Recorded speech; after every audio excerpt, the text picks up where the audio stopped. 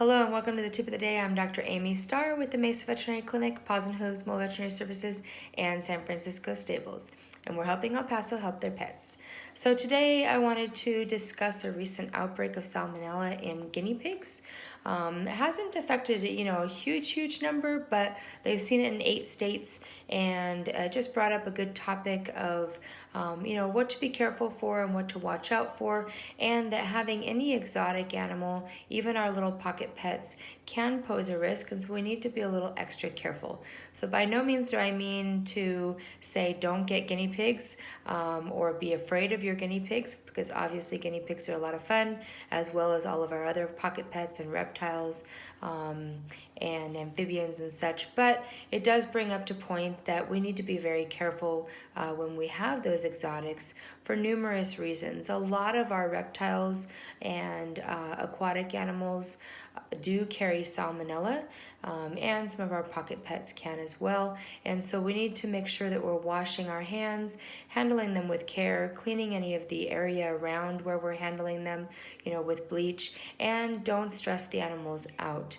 What happens, the reason for the outbreak is that a lot of times different exotics, in this case the guinea pigs, are being bred illegally and then being transported, numerous times to different stores, different, breeders, and they bounce around a lot, which is extremely stressful to the animal.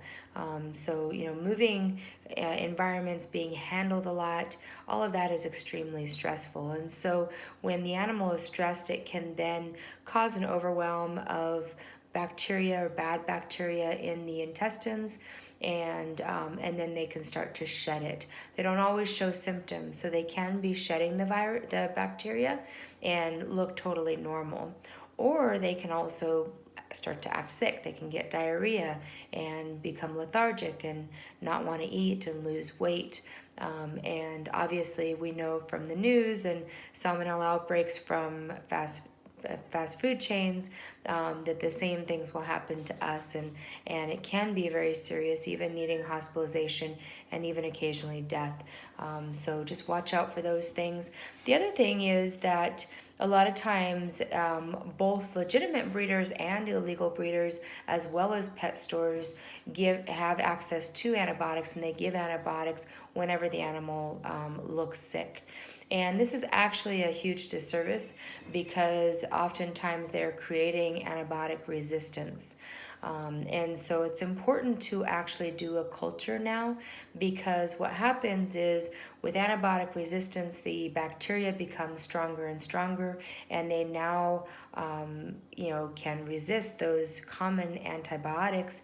And so we have to use stronger and stronger antibiotics.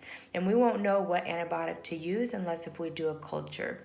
And so that also goes to say, if you have access to antibiotics, don't just go out and use them on your pets whenever they look sick. Actually bring them into the clinic, and let's, figure out if they do need antibiotics or not, and if they do, which antibiotics is going to be the best option. And in some cases, like I said, it does take a culture, which unfortunately is quite expensive and does take a couple of days to figure out which antibiotic would be specific for your pet. So if you see your pet, specifically in this case I'm talking about the guinea pigs, but any pet in general, and especially our exotics and our pocket pets, and if you see them be acting sick, having any diarrhea, it's always best to bring them in. Or if you yourself are feeling sick, then bring your pets in and let us take a look at that and answer any questions that you may have. Hope you have a great day, and if you have any questions, let us know. Bye-bye.